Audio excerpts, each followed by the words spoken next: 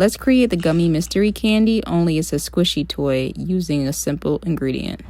It's real easy to make and almost requires zero effort. Let's start off laying down wax paper. Next up is some gel wax. Break or cut it up into some small chunks. Now use a pot that's only going to be used for the wax and throw it in, or use a wax warmer, which is preferable.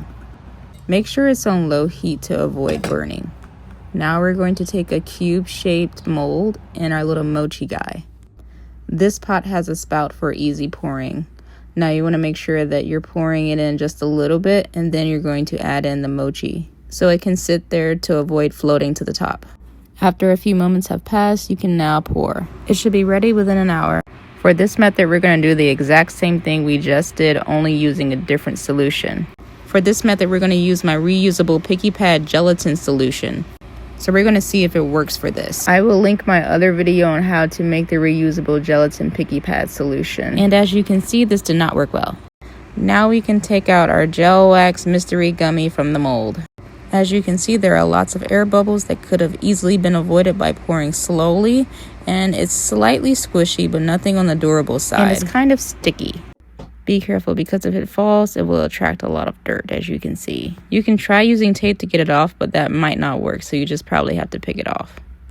And now we can begin ripping it open as we would the mystery gummy candy.